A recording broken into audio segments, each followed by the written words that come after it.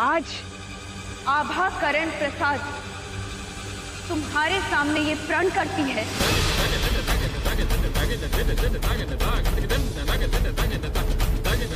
कि हम अपनी दीदी को बेकसूर साबित करके रहेंगे और तुम्हें तुम्हारी पापों की सजा जरूर दिलाएंगे, समझे?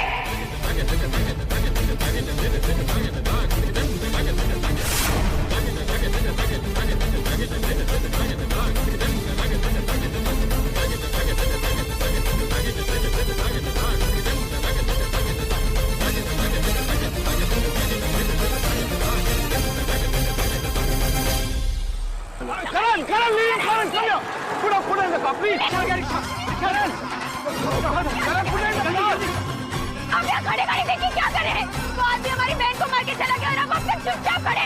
यही आपकी जिम्मेदारी, यही आपको सिखाया है। क्या आप भी भागे यहाँ से? यही आपको। अब तुम जाओ, मैं देख रहा हूँ, तुम जाओ।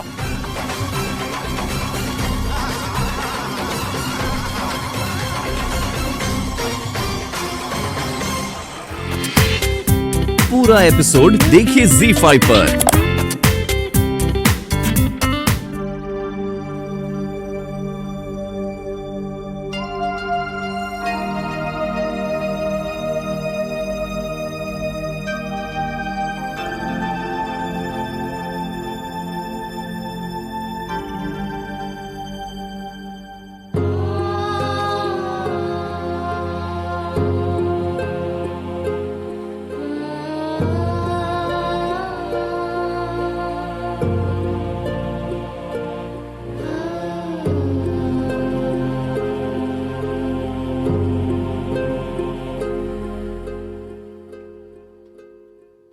इतने सारे मिस्ड कॉल्स और मैसेजेस।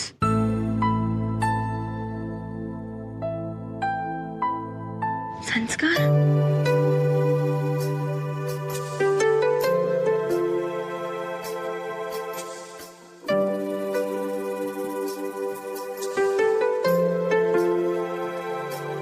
अरे सानिया उठ गई? अब तबीयत कैसी है? अब ठीक है। थैंक गॉड तुम ठीक हो। मैं भी संस्कार को फोन करके बता देती हूँ। संस्कार को? हाँ, तुम्हें पता है संस्कार को तुम्हारी कितनी चिंता है? कितने सारे कॉल्स कर चुका है मुझे, सिर्फ ये जानने के लिए तुम कैसी हो, तुम्हारी तबीयत कैसी है। किस्मत से मिलता है इतना चाहने वाला।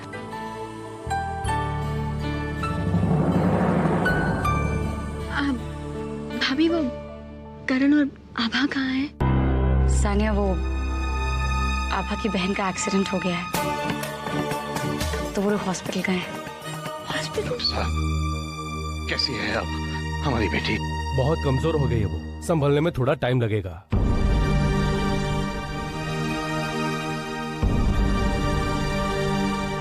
और हम बच्चे को नहीं बचा सके।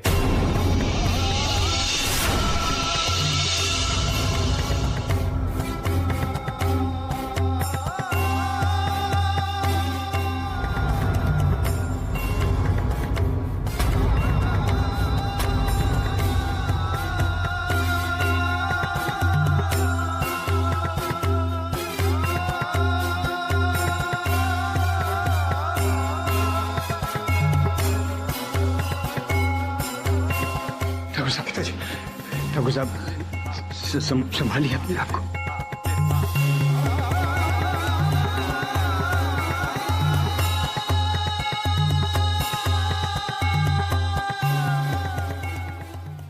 संभालिए।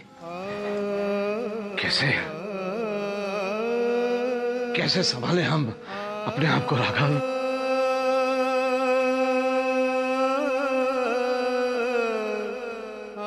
हम अपनी बेटियों की जिंदगी तिल तिल बिखरते देख थक चुके।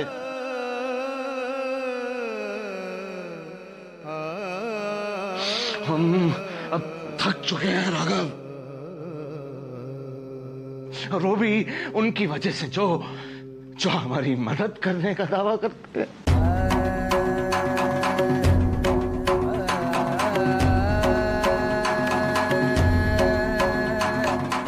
जी ऐसा क्यों कह रहे हैं? क्या हम गलत कर रहे हैं? क्या क्या गलत करें?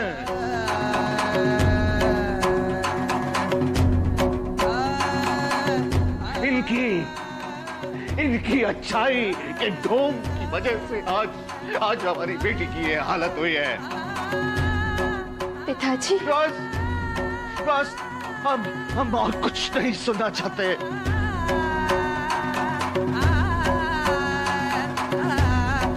और तुम कह दो अपने ससुर से कि हमें अब हमारे हाल पर छोड़ दे और आइंदा हमारी मदद करने का कष्ट ना उठाइए। और अब कृपया करके इसी वक्त यहाँ से तशरीफ ले जाएं।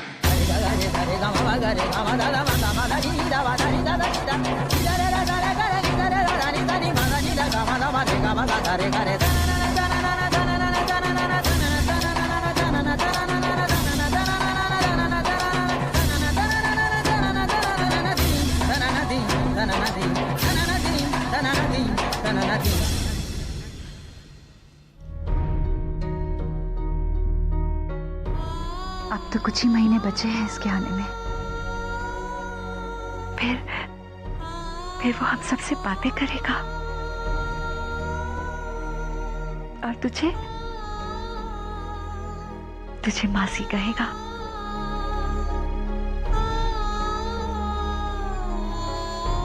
देखो, मासी को ज्यादा तंग मत करना, समझा ना? मासी तुझे बहुत प्यार करेगी।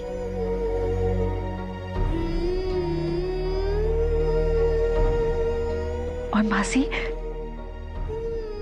तुझे लोरी गा के सुनाएगी, अच्छा अच्छा खाना खिलाएगी।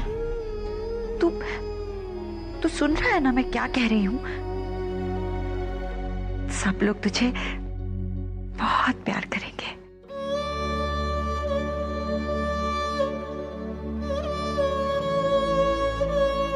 मासी तुम्हारा ख्याल रखेगी, तुम्हें स्कूल लेकर जाएगी। मासी के साथ मौसा जी भी होंगे और वो तुम्हारे लिए बहुत सारे खिलौने लेकर आएंगे। फिर तुम उनके साथ मिलकर बहुत सारी शैतानी करना। और हाँ, अपने नाना और नानी को बिल्कुल तंग मत करना। तू सुन रहा है ना मैं क्या कह रही हूँ?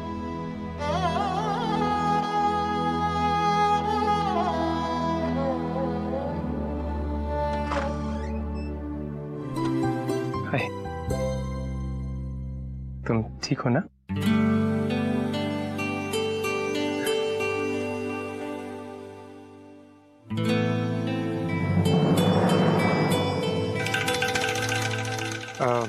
सानिया, मुझे लगता है तुम्हें आराम करना चाहिए। बातें तो बाद में भी कर सकते हैं। चली भाभी, हाँ?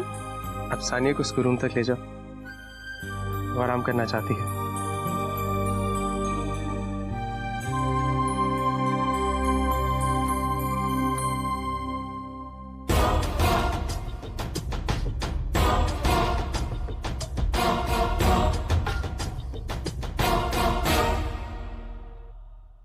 अरे संस्कार,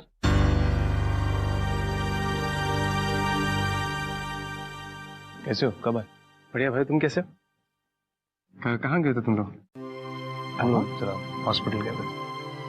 क्या हो गया आभा? तुम ठीक हो? आभा? संस्कार, हाँ? दीदी, क्या हुआ दीदी को? दीदी का मिसकैरेज हो गया।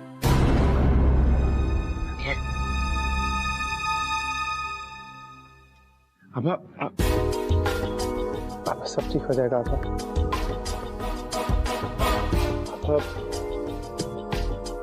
आभा सब ठीक हो जाएगा।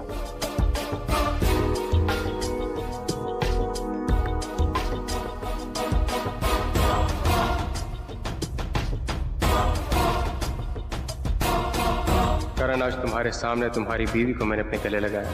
देखिए, एक दिन इसी तरह मैं आभा को तुमसे छीन के ले जाऊंगा।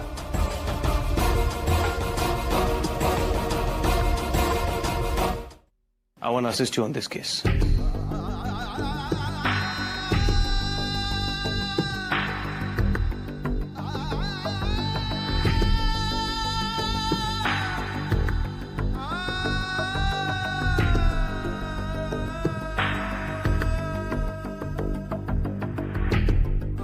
मैं इस केस में आपका साथ देना चाहता हूं। सबूतों के लिए भरी अदालत में मैंने आपकी इंसल्ट होते हुए देखा है। मैं कभी ये नहीं चाहूंगा कि मेरे पापा का सर शर्मिंदगी से किसी और के सामने झुके, और मैं आपकी बेइज्जती किसी के भी सामने बर्दाश्त नहीं कर सकता। इसलिए प्लीज मैं चाहता हूं कि हम ये लड़ाई साथ लड़ें। जब बेटा बाप की ताकत बन जाए ना, तो दुनिया का कोई भी बाप किसी भी लड़ाई में नहीं हार सकता। फिर चाहे दुश्मन अपनी चाल पहले क्यों ना चल दे, लेकिन अंत में बाजी हम जीतेंगे बेटे। Thank you. दीदी, दवाई आपकी। माँ कहाँ है? बेटा तुम्हारी माँ देवास गई है। कुछ दिनों के लिए। तुम्हारी मंगला मौसी की तबीयत ठीक नहीं है ना, इसलिए उनके पास।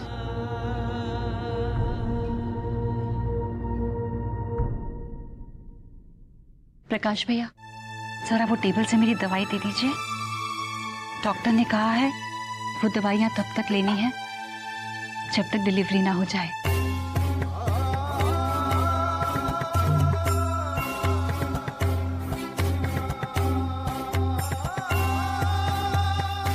क्या सोच रहे हैं? दवाइयां दीजिए ना, समय हो रहा है ना लेने का। बेटा वो ऐसा है कि डॉक्टर ने ना तुम्हारी दवाइयां बदल दी है। ये नई दवा दी है, ये ले लो।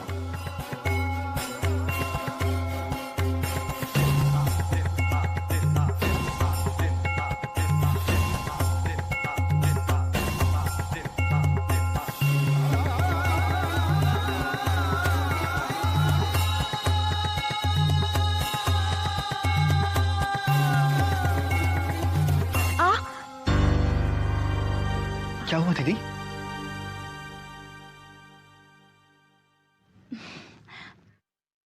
लात मार रहा है।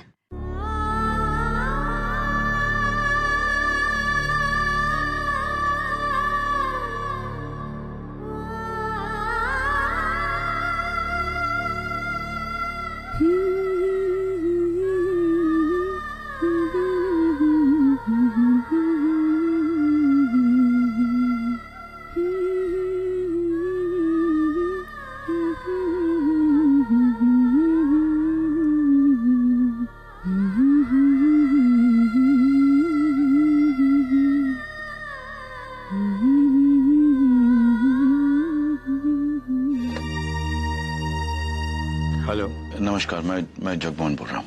हाँ वकील साहब, वो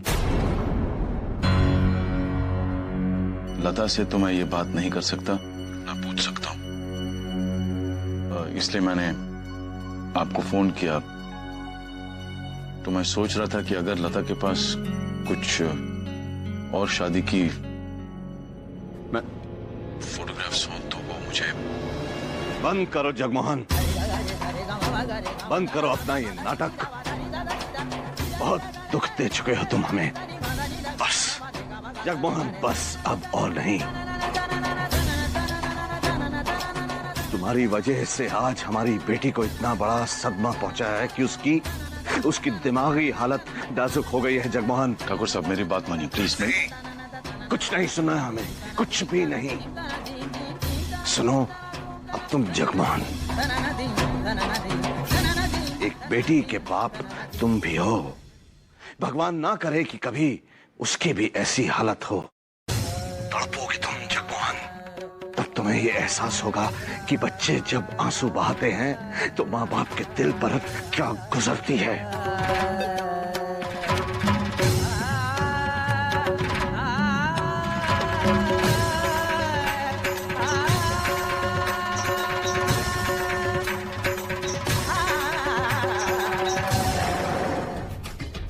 संस्कार, तुम इस परिवार को बहुत अच्छी तरह से जानते हो। तुम ये जानते हो कि आभा की ताकत उसकी माँ है, और उसकी माँ की गैर मौजूदगी में वो जब जब हार का सामना करेगी तो वो दौड़ी चली आएगी तुम्हारे पास, सिर्फ तुम्हारे पास। बिल्कुल सही मिस्टर विमल। और मैं ऐसे ऐसे तोहमतें लगाऊंगा ठाकुर और उसके परिवार पर कि उसकी दोनों बेटियां किसी को मुंह दिखाने लायक नहीं रहेंगी। और वो आभा, उसकी अकल तो मैं ठिकाने लगा कर ही रहूंगा। उसने मुझे थप्पड़ मारा कोर्ट के बाहर। अगर मैंने उसकी इज्जत सरे बाजार नीलाम नहीं। शराब!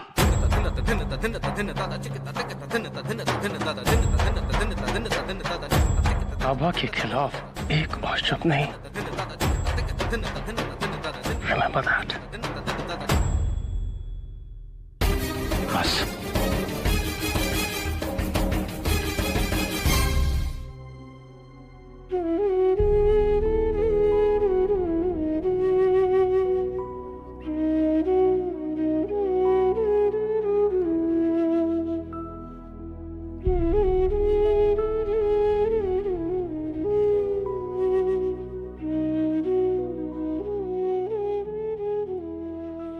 आभा, क्या हुआ आभा? अरे दादी, आप क्यों बिस्तर से उठी? कुछ काम था तो हमें बुला लिया होता। हाँ ठीक है बेटा, पर तू इतनी परेशान किस लिए है? अपनी दादी को नहीं बताएगी? कुछ नहीं दादी। बेटा, दुख बांटने से मन हल्का होता है। बता, क्या हुआ? तेरे दिल का बोझ कम हो जाएगा। दादी, ये अपने आप में सिद्ध करता है कि इनका किसी गैर मर्द से प्रेम संबंध है।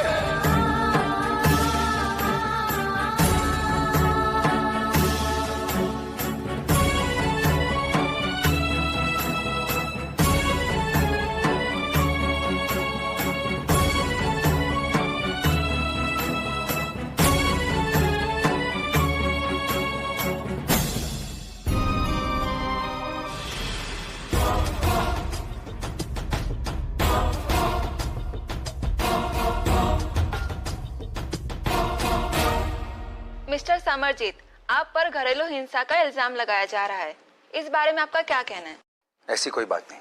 दरअसल आज के जमाने में पति पत्नी के मामले में हमेशा मर्द को ही दोषी कराया जाता है। हमेशा मर्द की ही बदनामी होती है।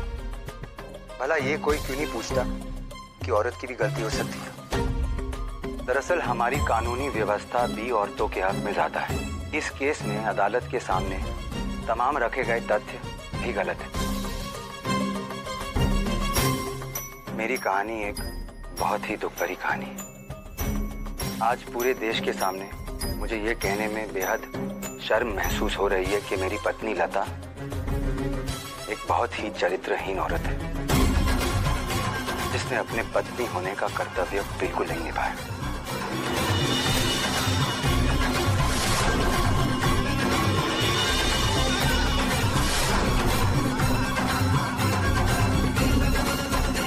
मैं ये भी नहीं जानता कि ये बच्चा है किसका।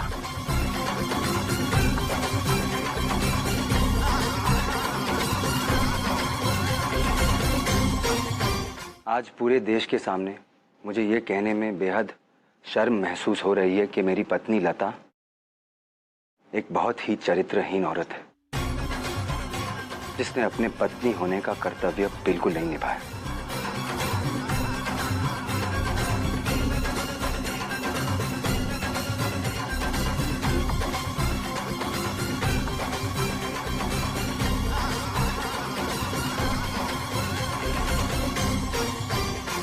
मैंने तो बस ठाकुर का नाम, मान सम्मान सब देखकर उनकी बेटी से बिना कुछ पूछे, बिना कुछ समझे शादी की थी। लेकिन उनकी बेटी ने मुझे क्या दिया? वो एक बेहद चरित्रहीन औरत है जो मेरे घर से गहने और पैसे चुराकर अपने प्रेमी को देती थी। और मुझ पर जो मिसकैरेज का इल्जाम लगाया गया है वो सरासर झूठा और बेबुनियाद है।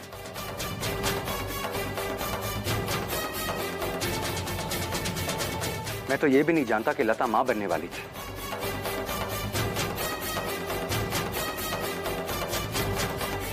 मैं ये भी नहीं जानता कि ये बच्चा है किसका।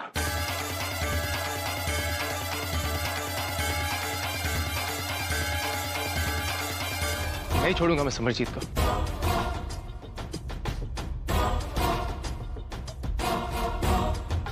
उसकी इतनी हिम्मत की वो लता दीदी के बारे में इतना उल्टा सीधा बोले, उनके चरित्र पर लांछन लगाए। उनके खिलाफ मैं एक भी शब्द नहीं सुन सकता, एक भी शब्द नहीं।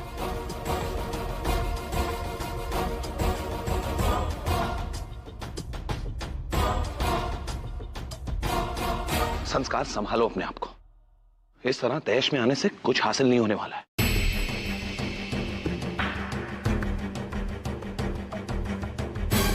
हम सब जानते हैं तुम्हारे लिए ठाकुर साहब का परिवार अपने परिवार से बढ़कर है।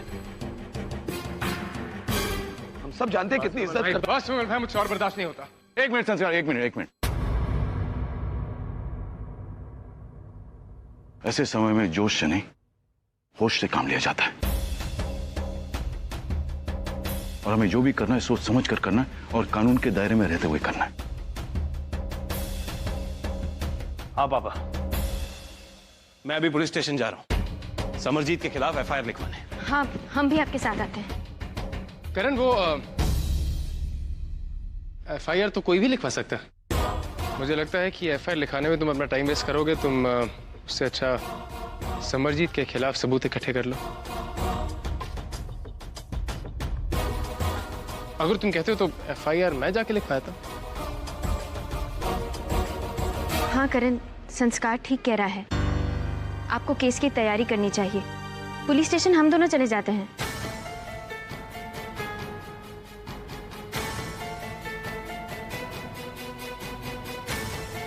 ओके। मैं भी तुम्हारे साथ चलता हूँ। हाँ।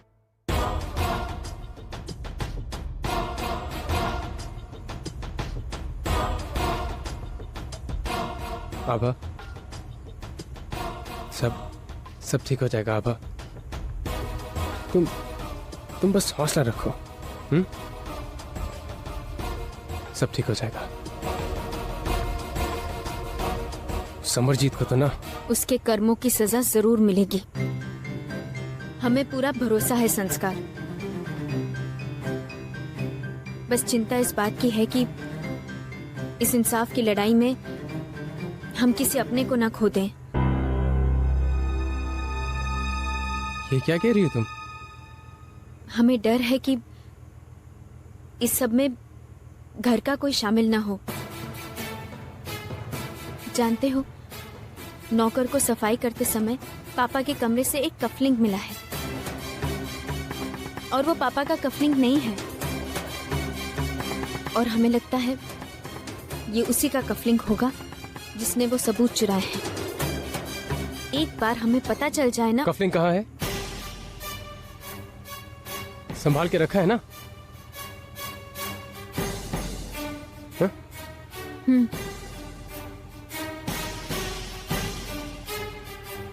अरे संस्कार, पुलिस स्टेशन आ गया। गाड़ी रोको भाई, अब इसका कुछ करना होगा।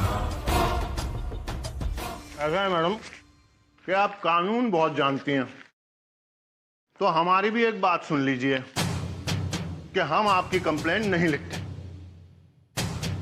जो करना है ना वो कर लीजिएगा आप।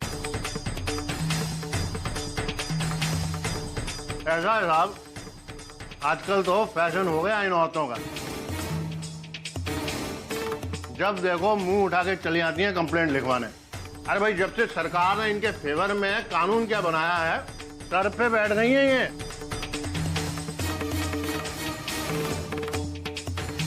उंगली पकड़वाओ तो पूरा हाथ पकड़ लेती हैं ये। अरे भाई तिवारी, इधर आ। भाई तू बिल्कुल ठीक करता है, ऐसे ही करना चाहिए इन औरतों के साथ। ये औरतें जो है ना, जूती की नोक पे ही रखी जानी चाहिए।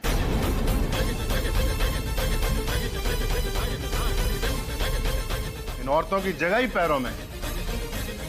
अरे उनका काम है चूल्हा चौका संभालो, बच्चे पैदा करो।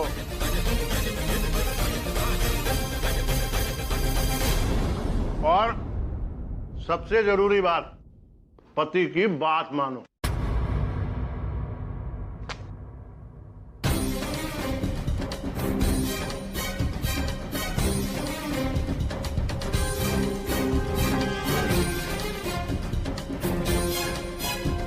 अपनी माँ और बहन के बारे में भी आप ऐसा ही सोचते हैं इंस्पेक्टर मिश्रा? देखिए मैडम,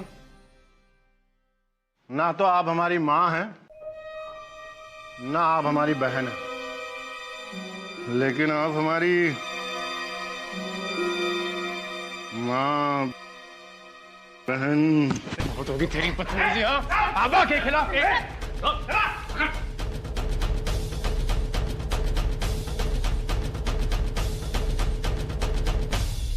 तुमने एक पुलिस वाले के गिरेबान पे हाथ डाला है।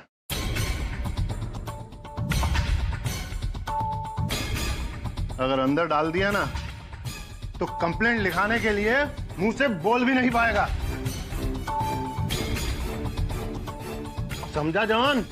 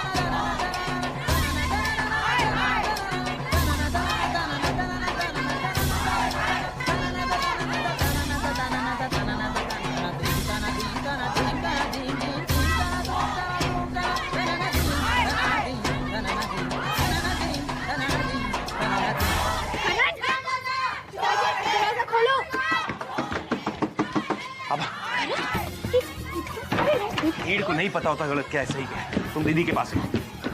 दीदी, दीदी, दीदी रोइए मत, संभाले अपने आप को। हम है ना दीदी। अब मुझसे और सहन नहीं होता मुझे। बस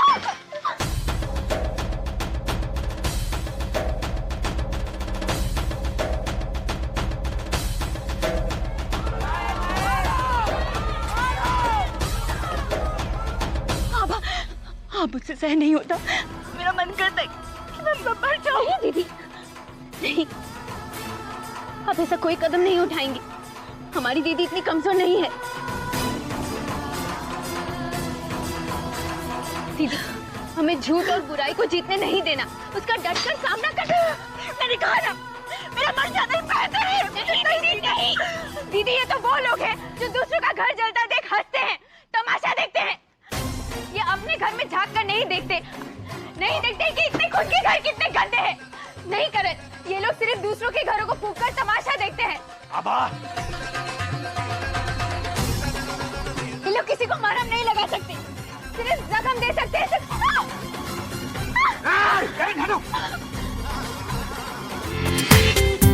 पूरा एपिसोड देखिए ZEE5 पर।